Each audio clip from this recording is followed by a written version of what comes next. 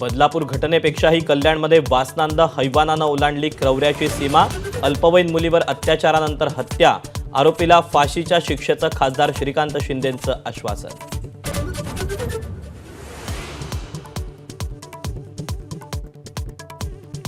ओळख लपवण्यासाठी नराधम विशाल गवळीनं दाढी काढली, मात्र शेगावच्या सलूनमध्ये पोलिसांकडून बेड्या।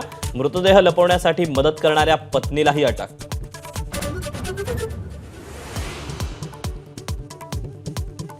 लाडक्या बहिणींना 1500 देऊन नवऱ्यांना दारुडे करण्याची योजना। दारूच्या दुकानांचे परवाने वाढवण्यावर असल्याच्या चर्चेनंतर राऊतांचा टीकेचा बाण। अनावश्यक खर्च टाळा, अर्थ खात्याची जबाबदारी खांद्यावर असणाऱ्या अजित पवारांच्या सूचना। डीपीडीसीच्या कामांचा फेरआढावा घेण्याचाही सल्ला।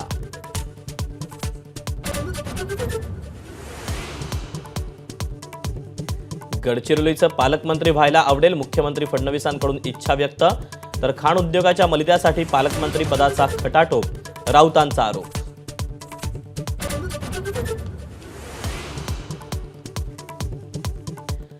माणिकराव कोकाटेंकडे नाशिकचं पालकमंत्रीपद जाण्याचे संकेत। केंद्रीय मंत्री पियुष गोयल यांच्या कार्यक्रमाच्या वेळापत्रकात उल्लेख।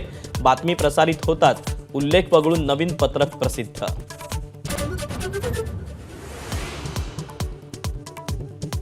27 डिसेंबरला स्वामित्व योजनेचा शुभारंभ। जमिनीचे वाद टाळण्यासाठी होणार फायदा। जमिनीच्या ऑनलाईन डॉक्युमेंटेशनसाठी ड्रोनचा वापर।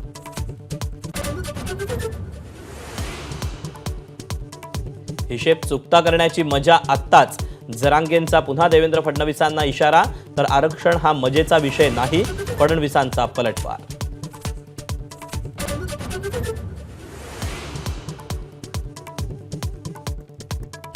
जळगावमध्ये चिमुकल्याला चिरडल्यानंतर संतप्त जमावानं डंपर पेटवला।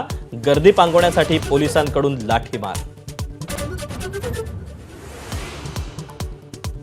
पुण्यातील भाजपा आमदार योगेश टिळेकरांचे मामा सतीश वाघ हत्या प्रकरणात धक्कादायक माहिती समोर। पत्नीनंच दिली हत्येची सुपारी।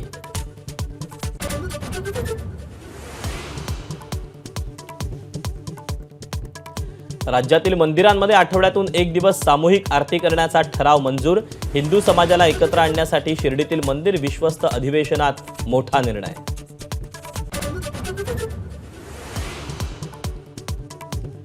कझाकिस्तानच्या अख्तावमध्ये विमान कोसळलं, 45 प्रवाशांचा मृत्यू, 25 प्रवाशांना वाचवण्यात यश।